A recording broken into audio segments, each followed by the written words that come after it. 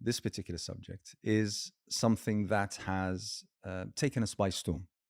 The issue, I mean, obviously, this came to the fore with the news that there were refugee children, minors, who had somehow disappeared from, their residencies, the complexes they were kept in, whatever they were. But this opens several cans of worms. It leads us to discuss whether, how these minors arrived at these shores, whether their parents perished at sea, for instance, or during the trip over to the UK seeking refuge, about why it was that they were kept in the conditions that they were, and were these conditions apt, appropriate, were they suitable, were they, and obviously the issue of safety. I mean, how safe are these minors? And obviously, when we're talking about the issue of refugees, we're talking about all refugees of all ages, of all origins, of all causes to become refugees. But when it comes to children or to minors, it's particularly problematic. And obviously, this then brings us to discuss issues such as, the Muslim community, for instance, and its own response to refugees coming in, particularly children who, for some reason, are unaccompanied. So all of these issues, I mean, it's such a difficult subject, but at the same time, quite a relevant and quite an important one. Absolutely. And if we just go back to the point about, how what happened to these children while they were coming here. So I think this is an area which we haven't really, I mean, when I did my article on this just last week, and when I say, my article, but actually, my family group and my the work that we do with Safe Passage and other organizations to support these children, we know that they've not only gone through the trauma of coming here, so all of these questions remain unanswered. Like, at what point did they lose their family? At what did they go through? Did people take advantage of them? Were they abused? Were they exploited? And what actually happened to them on their way? Because some of them are as young as 11, 12, 13, unaccompanied children who come here. The vast majority of them, I think it's important to even think about. Yeah. When you think about a 10, 11, 12-year-old coming here on their own without their parents. And we don't know what their real story is and when they left. And the trauma of the places that they've come from. So I mean, we were talking just earlier about the earthquake and that just is another added trauma to the people who are already refugees in that area, war, whatever it might be, poverty. What makes a child leave if they left that place on their own? What makes a child leave a place like that on their own to seek out a better life? These are the children we're talking about.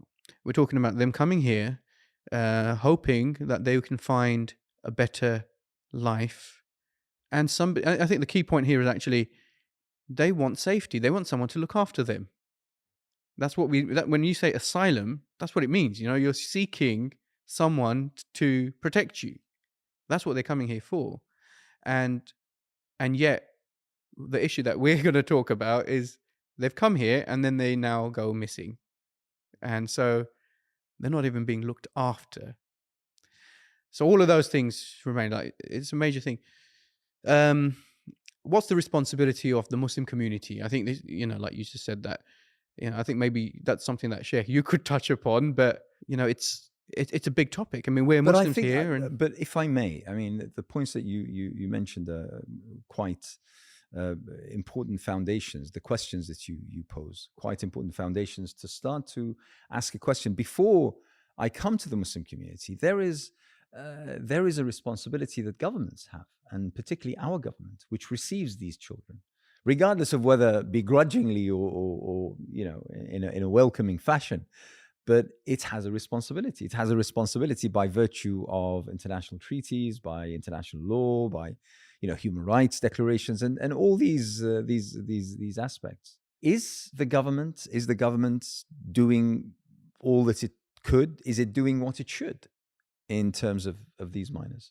Saqib, I think we'll get you on that one because obviously as an imam, I'm really sometimes you could say gobsmacked, or you could say we are not doing enough even as people in the masajid. So you're right when you pointed out that this should first be addressed from the government level, and they need to channel these children, especially I feel if they are of Muslim faith, then our duty and responsibility for those who are most vulnerable is the homes they are going to be placed in, and if that is not going to be supporting these vulnerable children, then I think as the community itself we have failed in protecting and safeguarding the most vulnerable in our communities. So generally we find that this is not much spoken about in our masajid, and we don't really pay much attention because we have just taken, we don't even know the number of children. That's what I wanted to say, because we don't know the facts. We don't know even the basic facts. How many of these children? Where did they come from? The question that Thaqib mentioned, that what were the conditions that led them to feel that leaving their homeland, leaving their families, leaving their relatives was far safer than staying? I mean, we don't know these things, do we? Yes, and that's I'm just thinking. It was only a few days back. In fact, last week I was invited to go to a school, and there were young children from different backgrounds, they of Muslim faith, and they were having discussion about the prayer facility in the school. They don't want to offer their prayer in the school. They want to go to the masjid, and the school does not give them permission. So I'm just thinking, it just comes to mind that these were only 15, 16-year-old kids, and they were studying in that college. And now I'm thinking with this discussion that there are children, we don't even know about them. We don't even know their Yeah, names. and I think some context here would be really, really useful, because the way it's worked for a very long time is that when a boat comes to the shore, a small dinghy full of people, and what happens is that they will just start moving on to somebody who would give them help. They'll be directed towards either the police or the council or some, so let's think of our South Shore here in the UK. We've got Kent, we've got Hampshire, we've got some of those local authorities down there, Brighton. And these people, they arrive and they want asylum. The local authority automatically would be responsible because it falls under local authority. But the number of people who've been coming here by boats has increased because of what's happening globally. And when we talk about government responsibility, I think we've also got to look at how our government and foreign policy impacts what happens across the world and why people are coming here. As someone who's led so many protests, I myself have made claims that, to be honest, I thought made sense, but I had no substantiation to it. And that is that the wars that we fight in Iraq and Afghanistan will ultimately have ramifications that reach our shores. Now, I couldn't have, at the time of those demonstrations, articulated how those ramifications would. But now we're seeing them.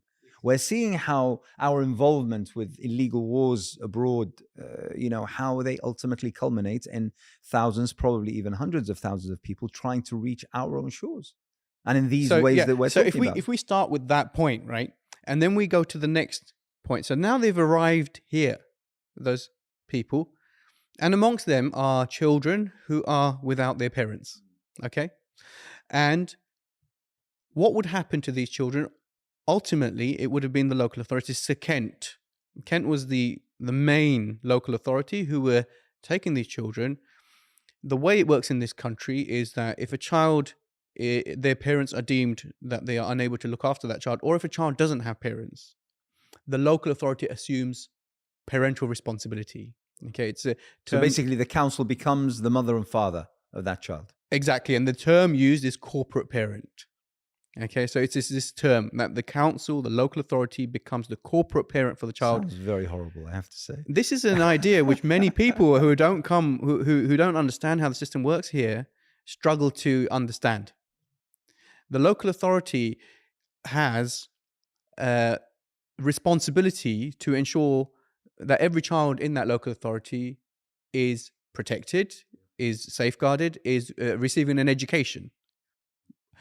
To the extent that, this is what the human rights, or you could say that the rights of the child are according to the UN conventions, according to the laws that we all understand.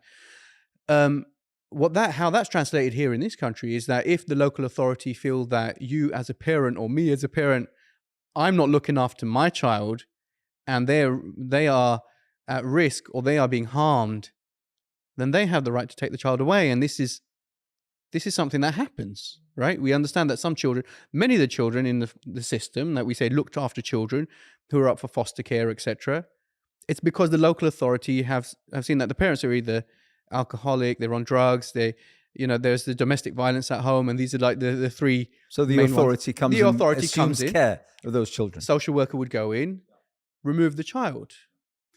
I've been in that situation because I've worked in children's services, and honestly, I can tell you, you never want to see how a mother reacts when her child is taken away. It is the most horrific thing that I've experienced, being from the side of having to remove a child.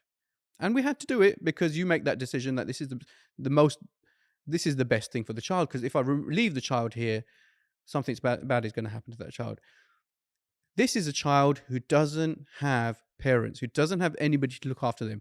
We're talking about these children who have gone through traumatic experiences. So 2 years ago, Kent said to the government, we can't carry on doing this. There are too many children. There are too many children coming who are unaccompanied. And the Home Office then started taking responsibility. And they brought in what's called a national referral mechanism. So that it wouldn't be Kent that would have to look after all of these children.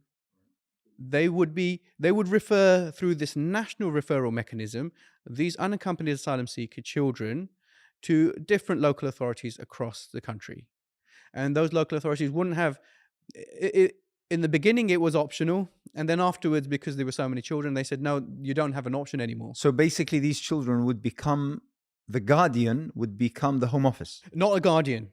Just they would be the mechanism to get the child from they've arrived, to get them to a local authority who would then give them a foster carer or put them in care.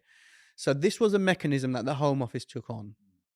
Part of what was decided was that the Home Office would act very quickly. That the child, how long are you going to have a child in the Home Office care? I mean, the Home Office doesn't provide care like a local authority. They don't have social workers. They don't have, even the police force works with the local authority. So they don't really have those ways of looking after the child as parents would. So that has to happen very quickly. What we're seeing, however, is these children are being placed in hotels by the Home Office. And not only are they being placed in hotels for like maybe a day or so, because, you could say maybe that's acceptable before they're then taken to a local authority. But this is going on for days and weeks and months. And some of these children have remained in these hotels for, you could say, for almost a large part of the year. Now, that's not an acceptable place to keep a child. They don't have any access to mental health support. They don't have anybody to advocate for them as parents.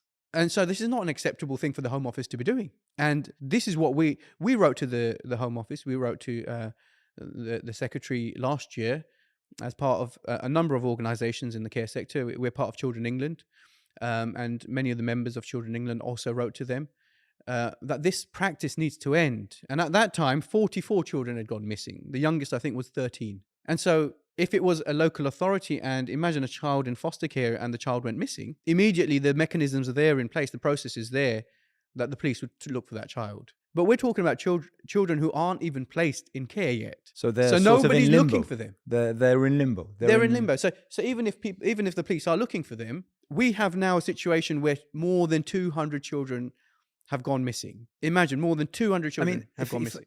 If I may, we're talking here about all children, regardless of their background, their culture, their faith, regardless of all of that. But just generally, most of these children are from Muslim background. Because of the wars, because of the strife, because of the devastation. It's subhanAllah, it seems that the Arab and Muslim worlds are more afflicted than any other. So it makes sense to assume that most of those 200, if not all, happen to be Muslim.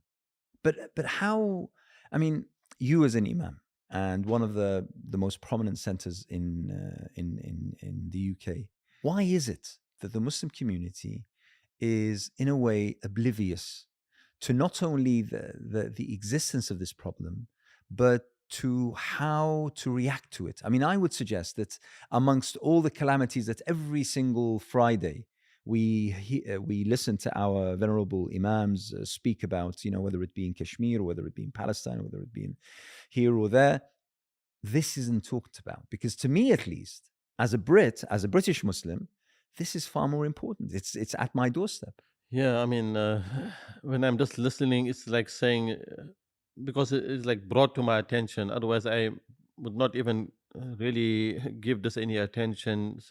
Given that I would may probably the mindset is we have to give priorities to what's happening, as these places where there is war. We want to. Inna Allah ya'murukum bil adli. Allah is instructing you to establish justice. والإحسان وإيتاء ذي القربى. So our focus is mainly to try and establish justice and try and support the prisoners. And in fact, right now it seems as if though we have failed in our responsibility and duty. When we really think about Almighty Allah Ta'ala also addresses in the Quran.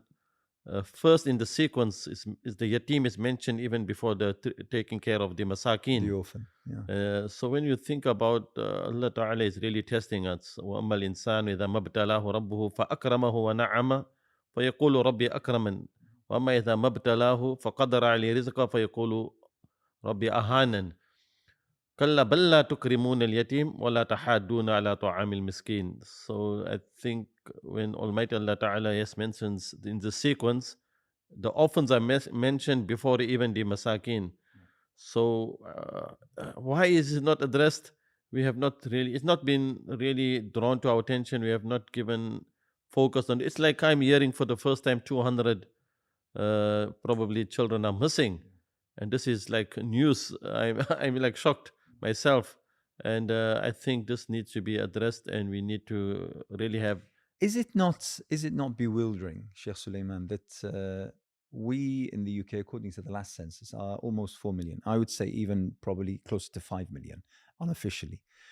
4 million people who are Muslims, that when we have several hundred, I'm going to say just a figure that I've plucked out of thin air, several hundred Muslim children, refugees arriving without their parents for some reason or another, that they don't find houses amongst those 4 million. Is that even an acceptable proposition to make? It sounds to me like I don't know. I mean, it's a failure on one level. Like I said, the very first pillar of responsibility must fall with the government and the official authorities. But surely the community must bear some sort of responsibility. Yeah, now that you mentioned that, it just brings to mind that when we did have a program on fostering and adoption in our center in Purley, I do remember also that there were not enough homes or did not meet the criteria, or did not understand meaning they did not even fulfill the criteria to have. And I think there is the interest. Many do want to foster, they want to bring children in their homes, but they are not meeting and ticking the boxes. So I think this is an issue which they needed support and help with. So I think that's why we have this fostering agencies trying to create awareness that other Muslims who really want to follow the process of how to get your application approved. And this is where they need a lot. I think the Muslim community needs a lot of support. With all due respect, Sheikh, to and I agree that is an area which is an issue, which we are working as we have my foster family, the Muslim Foster Network as a support network for Muslim foster carers. We've got my adoption family, the work that we're doing in the adoption sector. We're doing a lot in the sector, and this is a real issue. But I don't think it's an acceptable position to use this issue as a reason for why we haven't got enough. Because when we look at it statistically, right, why we haven't got enough Muslims come forward statistically, right? Even if we say, according to the last census, right, that 60% of Muslims are living in the most deprived areas, that leaves 40% of Muslims still living in, now 40%. Now, even if we say from that 40%, okay, that, they are young couples, perhaps, they may have children. Okay, but you're going to have a percentage, maybe let's say it might be a third, or even if it's a quarter of them, who are old enough. They're early nesters, we call them that. So their children have left home. They've got, they're perhaps your age, my age, Sheikh, or your age, Anas. So it could be that they have children who've left home. They've got rooms at home where they could have other children, and they've got the wealth. When you still look at it statistically, we still should have more than enough families like that just within the Muslim community to take their children. It's just that I'm thinking about that issue on, because there are many families, they own concern about their own children because of the government prevent strategy, for example. So now you have this issue, because if they present themselves and then they're going to be investigated, the issue on extremism, radicalism, these children, you will find it's going to be more difficult, and they would not want to place some children into good Muslim homes, because they have not met even a different criteria which is set by somebody else. So I think the standardization or the regulatory bodies and how it has been assessed, it really needs to be looked into. Because Sheikh, when you mentioned that, let's say many households that were willing essentially to take in refugee children, they didn't meet the criteria. Who sets the criteria? I'm assuming local authorities, or is it a national policy? No, local authorities. Local authorities. You've got local authorities who have their fostering teams. So you've got local authority fostering teams, and then you've got independent fostering agencies. So you might have a national, and there is some fostering agencies there who cater for Muslim foster carers. There is one that we know, Foster Care Link, who generally only recruit Muslim foster carers. We're not an agency. We're a support advocacy for Muslim children in care and Muslim carers. But there are many local authorities who will just take the process of how they assess and go through. But this is part of the problem. But this needs some sort of initiative from the community itself to approach relevant authorities and say, we would like to negotiate how these criteria are set. I recall only recently when we had the regulations regarding Ukrainian families coming and seeking refuge. That was made quite facilitated and easy for everyone concerned within a matter of days. With that, obviously there was media pressure. Obviously there was pressure from government. Obviously there was, but I think that it takes an open dialogue between the authorities concerned and between Muslim families and households that are willing and eager to take on these children, to have some sort of discussion and conversation. Because surely, I mean, you're talking about criteria. I read just a little bit about this just before the program, and obviously having, for instance, a spare room. Okay, I'm going to assume that out of the 60% that you mentioned, most of them, the problem is that they don't have a spare room. But precisely, the ones living in deprived areas, in deprived areas. Unlikely, I mean that's likely. But I recall growing up with all my siblings being in the same room, and we were 4, and we were in the same room. Surely that child becoming a second or third or even fourth child in the same room is far better than staying at a hotel. Exactly. Uncared for and going missing. Unprotected and then going missing. Yeah. So in this situation, because there is a complete breakdown of child protection, the safeguarding of these children is not happening. If they're going missing, it means it's just and when we say they're going missing, actually what really is happening is you've got we use the term county lines. Yeah. So you've got drug gangs, and they're using these children because that's their children. It's not that they walked out and went somewhere. No. It's probably because someone picked them up. Someone's offered them. They're in cash. peril right now. Yeah, they've offered. And exactly what is actually happening to them at the moment? Exploitation. It could be sexual exploitation. It could. Let's not go down thinking about all the worst things that could be happening, because actually we know that the situation is really, really bad. The fact is that they've been let down by the government, who have got a system like this that is not putting them in the care sector, but also they've been let down, like we're saying, by the Muslim community. Not only the people who've not come forward to, when they can care for these, but also Muslims who are in politics, whether it's local councillors or people in national government who aren't pressing for this change to happen, where local authorities are demanding that you have a spare bedroom. When you balance it up, on balance, a child going missing from a hotel versus you can put them on a bunk bed with another child, I'd rather say put them in a room with another child on a bunk bed where they're more safer. Okay, so this is the extent. So we've got to re-look at this whole system. What do you see? Because I still have immense hope for the vast majority of the Muslim community. And I think that once people become aware of the magnitude, just like you said, I mean, we're just hearing, you and I, we're just hearing now that 200 children are, Allahu Alam, in peril. We don't know. And Because I'm just thinking, we always hear this last 39 or 38, 35 detainees in Guantanamo, and everybody knows their name, they know how many years, they know details about them. And here we are speaking about children we don't even know their names. know the names of, we don't know where they're from, we don't know the very basic. I would suggest that if there was a proper raising of awareness campaign, starting from the mosques, but not limited to the mosques, going even further to organizations, charitable organizations, to media services, to make people aware of the basic facts, putting out bullet points that these are the facts. I believe there will be thousands of households that will say, listen, we're more than happy, we're more than ready, we're more than willing. So again, we come back to this.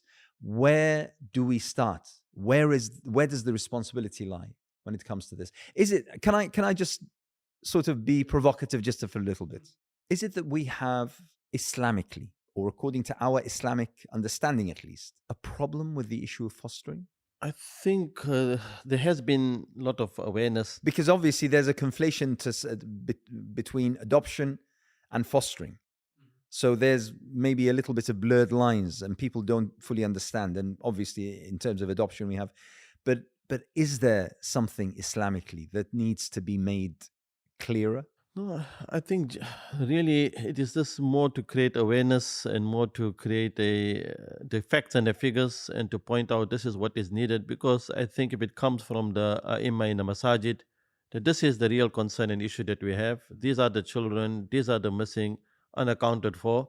What are we doing? And I do know personally there has been after we have that awareness and we had explained the process of how you can become a foster carer, and a lot of people and a lot of families, in fact, presented and were very, very keen. There were families I even know that they don't even have their own children. So they are, but somehow I think they were having challenges to get it whole processed.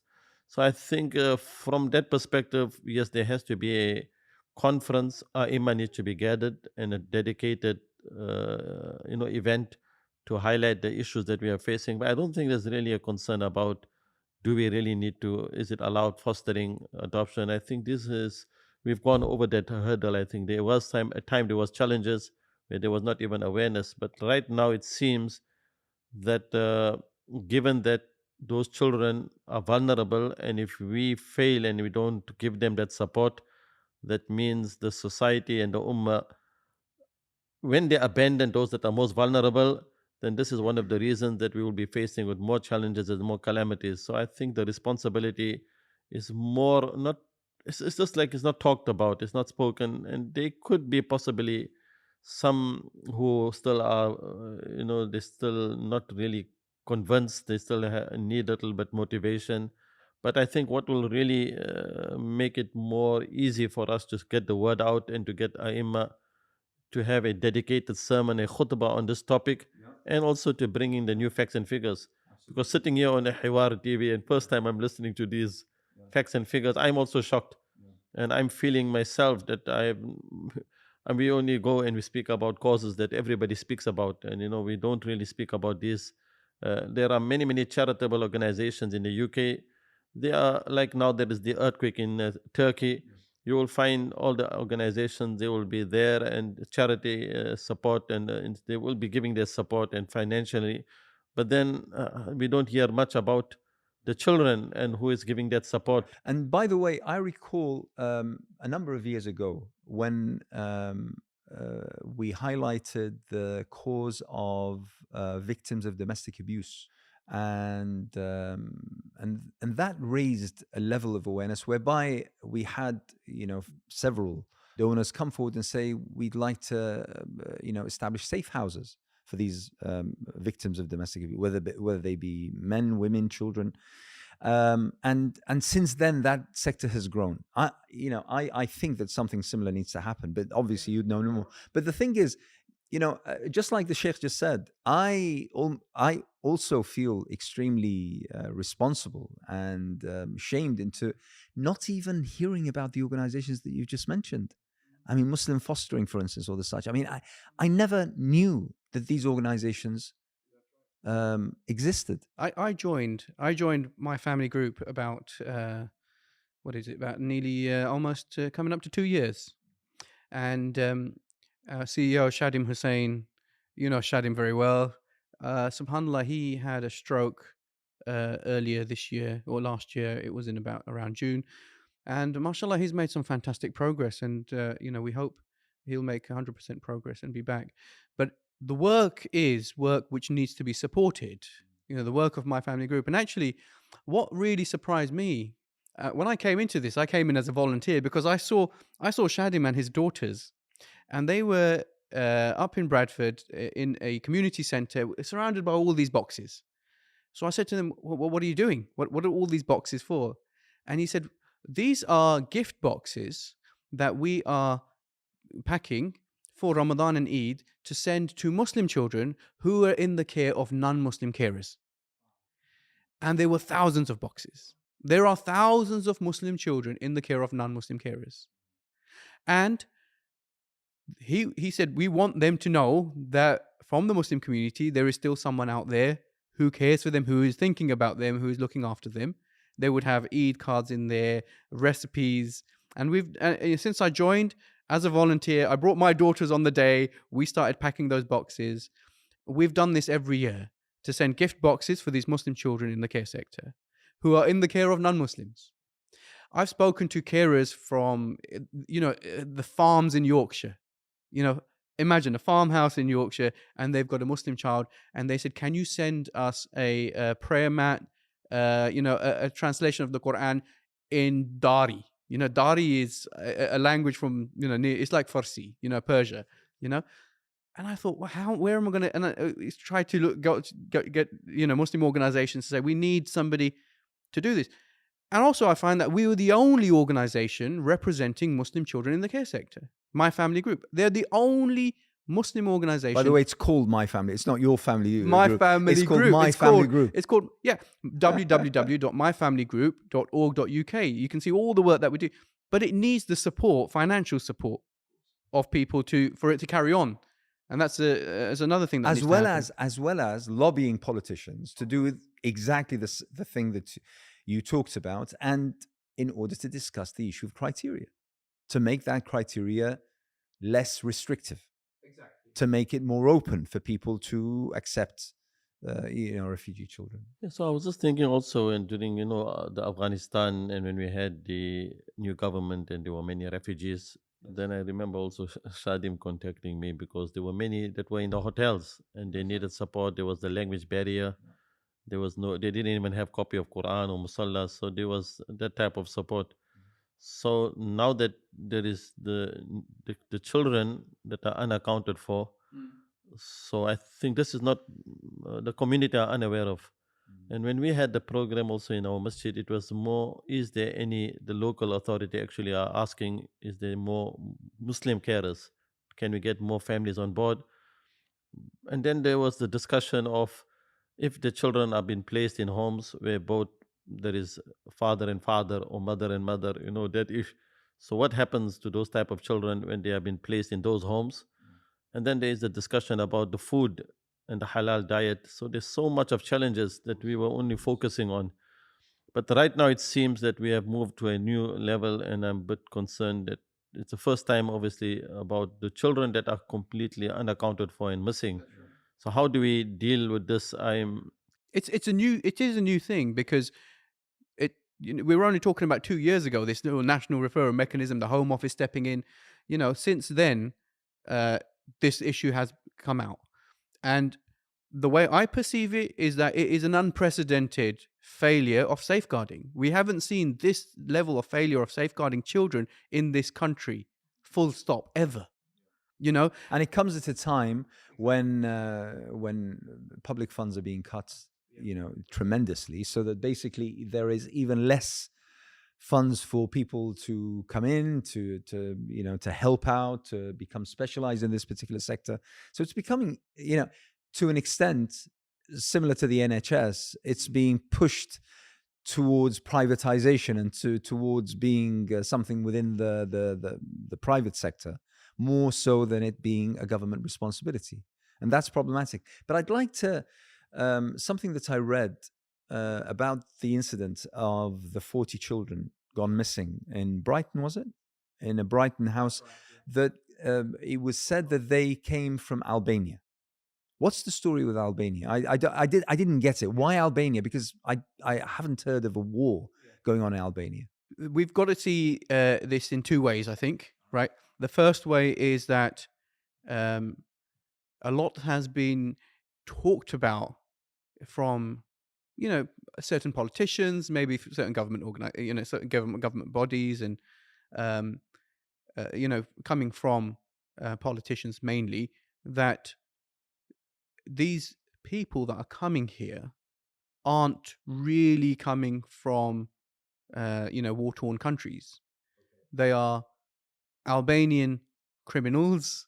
They are being either trafficked here as part of kind of this network of criminals and gangs, or they're coming here because they're just taking advantage of this whole thing of migrant crisis to come to this country.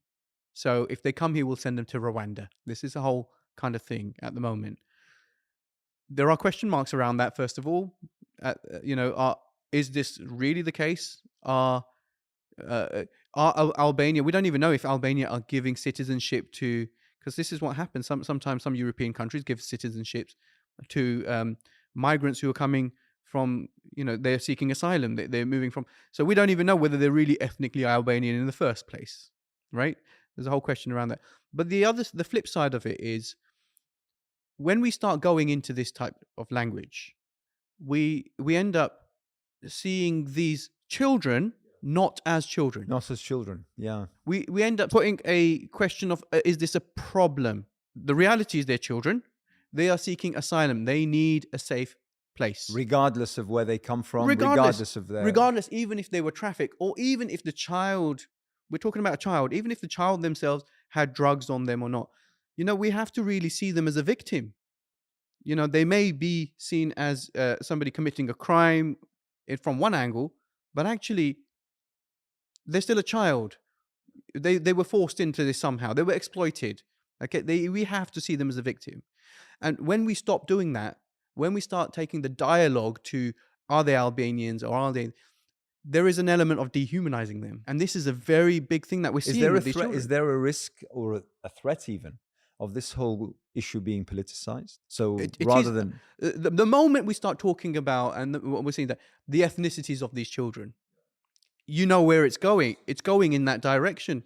We're seeing it less of a problem. Let's be honest. If they were Ukrainian children, what would be happening right now? It would be all over the news. It would, the government would say, we don't have spaces. We will get rid of this rule of one spare bedroom. They would be in the homes of people. We need to see the same thing happening to these children. It doesn't matter whether they're Albanian. The majority of them were Albanian. I recall, whenever the whole issue of refugees and refugees, of the real war, real strife, real anguish, suffering, misery. The image of the child, Alan, face down on the sand on an Italian beach, always comes to mind. And I don't think that there, despite the thousands of images that we've been exposed to over the past 10, 12 years, but I mean, that particular image just breaks me every single time I recall it. And I always, it pops in my mind every time we talk about refugees, and particularly children refugees. I mean, it's not only heartbreaking, but it's equally heartbreaking how devoid of humanity it seems that we're dealing with this. And this is where I find it extremely problematic. Just like you said, all of a sudden that child is no longer a child.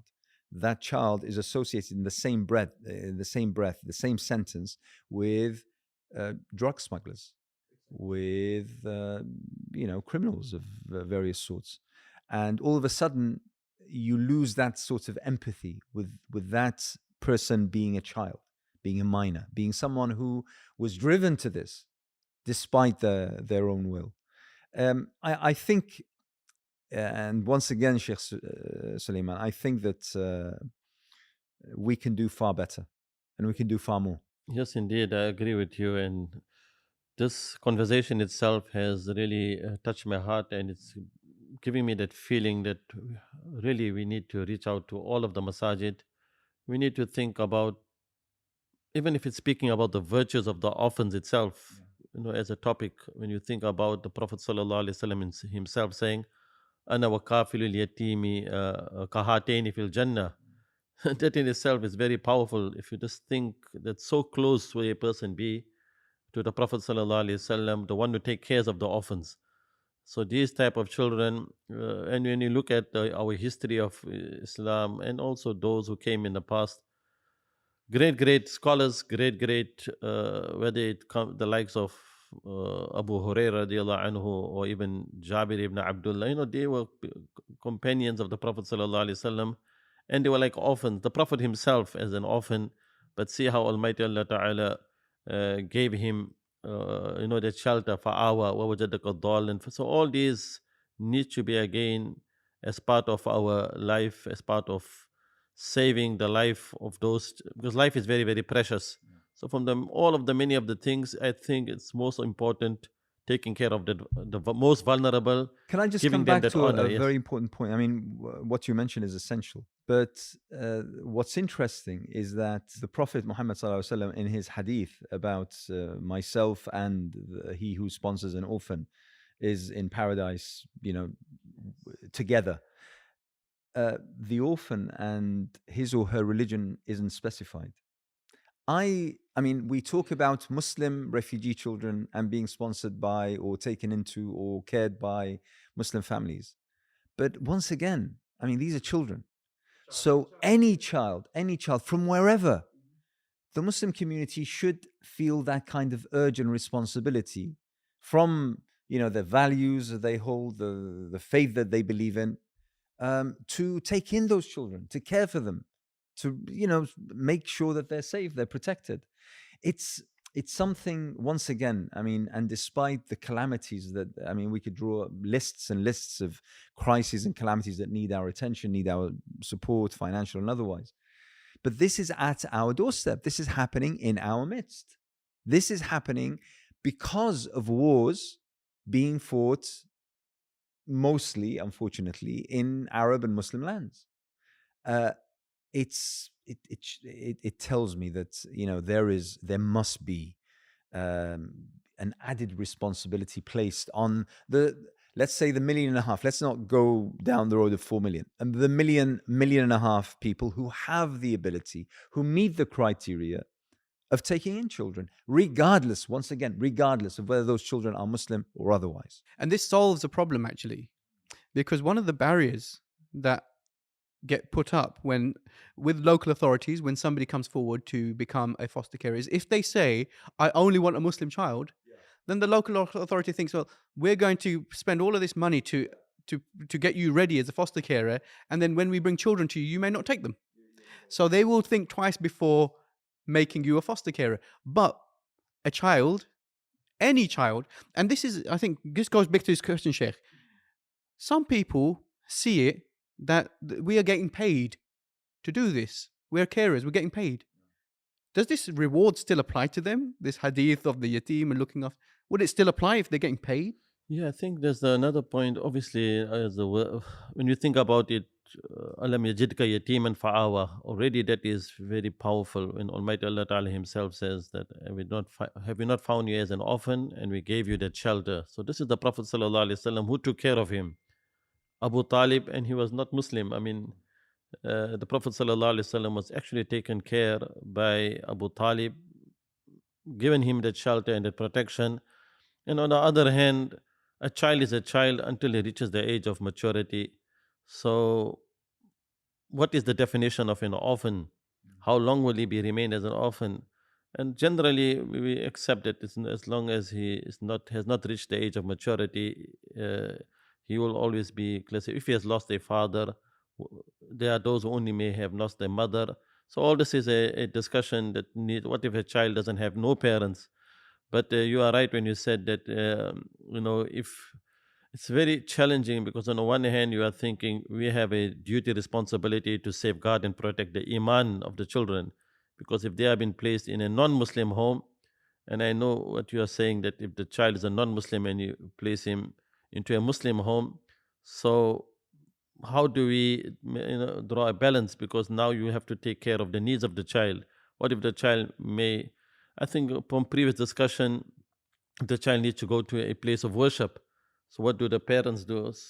So on the one hand, we're saying, yes, we need to take care of the most vulnerable in the society. That is what our deen teaches us, whether it's Muslim or not Muslim, just taking care, safeguarding, protecting. But on the other hand, the Muslim has an added responsibility of protecting, as our Sharia demands, is our deen, our iman. So I think there needs to be a balance between how do we address it. But yes, indeed, we should welcome all children in our homes. So let me put the question in a different way, because the reality is what we're asking people here is, yes, I would say donate towards my family group so we can continue doing this work. But actually, the ask here is we're asking people to open the doors of their homes and welcome a child into your own home. This is very different to the ask of many of these organizations that support orphans in other countries, because all they say is give us money. £10 a month, £20 a month. Now, this is the big difference. Absolutely. Now, when you say to somebody, we want you to open your doors and take in a child. So the question now is, if someone was to do that, and they will be paid to do this, right? The local authority will pay you. And just recently, the government's response to the care sector review, they've said that they're going to increase almost, is it 12.5% what foster carers are going to be paid. Now, that's a very good increase, okay? Because that's just above inflation. So, and the other people are still fighting, the nurses, etc. They're still fighting even for trying to get to that. But that's what the government have said. For foster carers, they'll pay them this much more. They're going to be paid. Now, if someone is going to be paid to look after this child, on one side we're saying, yes, it's a responsibility, but will they still be rewarded in the hereafter like this? As we are speaking, it just occurred to me that, many a times there's a lot of appeals. Sponsor an orphan, and they show you the photo of the young kids. And right now, when you are saying, I think this is in fact more rewarding, because now you are bringing the child into your home, and you're giving that support, and you're giving that care, and you are taking another added responsibility. So the child is in front of your eyes, which it really shows that we should be actually giving more priority and preference to supporting these children, which are right in front of our eyes, instead of just saying sponsor the child and you are giving and helping the masakin, which is the normal and the trend of many of the charitable organizations. So I think we need to really, I mean, this is quite interesting, because, like the Sheikh said, I mean, it's not just that you're sending enough to clothe them and feed them and maybe allow them to go to school with. It's actually giving them the 24/7 care that you would offer your own child. It's even, to me at least, it's even greater an intake than if you were to sponsor 5 or 10 or 20 or 50 orphans, however, because you're affording them that kind of, we call it in the corporate world, pastoral care. You're becoming a parent.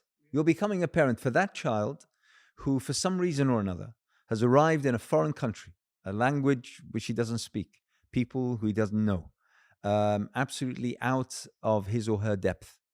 And you're affording them a safe, loving, caring environment with probably children of their same age. Immediately, their brothers and sisters. It's an incredible undertaking. It's a huge responsibility, and I think it's something that, the Sheikh mentioned the issue of the role of mosques and Islamic centers and such. I think only recently we had in Parliament the publication of a report on British Muslim civil society. It's a vast civil society. It's a vast sector, and it contains, the charitable, the all sorts of human rights, the accountability, all sorts of organizations. I think this is something that we need to look at and to approach in a different way. And like you said at the beginning, Thaqib, I think it has an array of fields that we need to engage. It has the issue of politics. It has the issue of human rights. It has the issue of law and legality, as well as the issue of our own, values and religion and faith that drives us towards doing this. Bringing all this together, I certainly think that we can, make strides in terms of making it easy for Muslim families to become carers, and for those children, rather than to be stayed at a local hotel in I don't know whatever environment, but to be within loving families. It's This you've reminded me of something. I think we had this discussion once upon a time. There's this hadith, and Sheikh, correct me if I'm wrong, but the best house amongst the Muslims is the house in which the orphan is well treated. Yes, indeed. Obviously, again the emphasis will come back to ana wa kafilul yatimi kahatayni fil jannah. So the question is, how do we really take care of the orphans? So I think right now our mindset, we get very, when the appeals are made, let's sponsor an orphan, we're giving the donation and £10, £50 a month. But to bring that orphan child into your home, and that is something which really we need to. Since then, when I thought about this hadith, when you really think about this, we're talking about the best house amongst the Muslims is the house in which. So the orphan was in the house. And when you really go back in history and reflect on the seerah, the life of the Prophet ﷺ, he had in his house a child whose parents were still alive, Zayd bin Haritha radiallahu anhu. And he looked after him as his own son. To the extent he even said, he is my Ibn Muhammad. He said, he is my son. And then Allah subhanahu wa ta'ala told him to call him with his father's name. Right, so to that extent, he looked after him as his own parent. And the companions would do the same. We had so many narrations where, when one companion would say, my father, he's about to pass away. We have 9, one of the companions said, I have 9 girls who my father was looking after in our house, So there are many, many examples of the companions. Did they have orphanages? I mean, I'm not saying I'm against care homes, etc. But actually, I think this whole idea of orphanages is taking us away from the real idea of bringing the children into our house. It's important. I mean, whilst we're sort of being a little bit hard on the Muslim community, of course, because we must, and also the entire society, because this is a societal problem. But at the same time, there are so many beautiful stories about households that open their doors to children who are vulnerable, who have no proper homes to be in, and the stories that they tell about generations after generations of children. I mean, the mother would talk about them all being her children. One of them is now in his 20s, and she went to I don't know where, to Bristol or somewhere recently in order to attend his marriage, and then she has a child who's 6 years old, and so those kinds of homes, they do exist. That kind of attitude is present. What I think needs to happen is that for regulation, for policies, for local authorities, as well as for the community itself, to come together and to facilitate this so that more and more homes of the like can exist within our midst. I think that would solve a huge problem, and also relieve us a little bit of our responsibility in this particular case. So in every masjid, we do need a dedicated support team.